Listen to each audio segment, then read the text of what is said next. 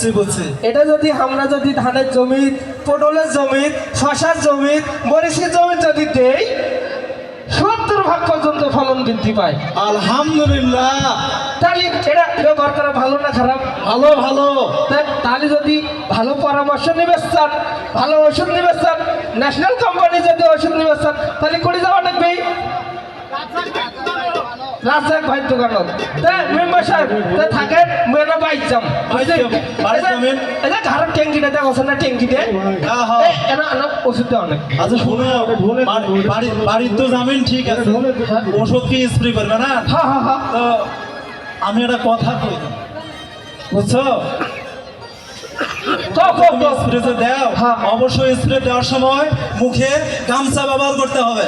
ও গামছা, এই কথাটা একবারে খুব ভালো কথা কছেন। আরো একটা কথা আছে। কি কথা কও? কীটনাশক ঔষধ কিন্তু এক প্রকার বিষ। হ্যাঁ হ্যাঁ, বিষ। ছোল বল কিন্তু সবারই কিন্তু গুড়ি কয় করে সবার বাড়িতেই থাকে। হ্যাঁ, অবশ্যই এই ওষুধগুলো বিষগুলো সাবধানে ধুয়ে দেবে। ও আচ্ছা আচ্ছা, এই কথাটা কিন্তু খুব ভালো কথা কছি।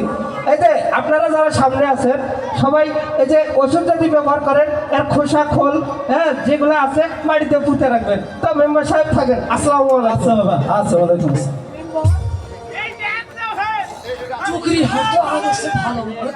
আরে টুকরেট খালি উন্নত, টুকরেট ব্যাপক উন্নত হয়ে গেছে। সেটাই তো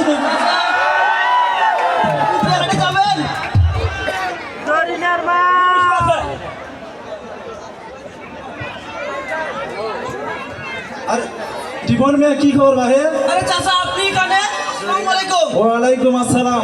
তা ভাই বোন দুইজন মিলে কোন জায়গা যাচ্ছেন না? হ্যাঁ শুনলে কথা বলিয়েন না। সুরমন্ডাকে নিয়ে অনেক কষ্টে আছি। কি হয়েছে ভাই? হ্যাঁ আমার সুরমন্ডার পলিপাস এবং নাকি মাংস বৃদ্ধি পাইছে। আচ্ছা আচ্ছা। সত্যি মাথা ব্যথা এবং সবসময় লেগে থাকে। আরে খুব কষ্ট পাইছে।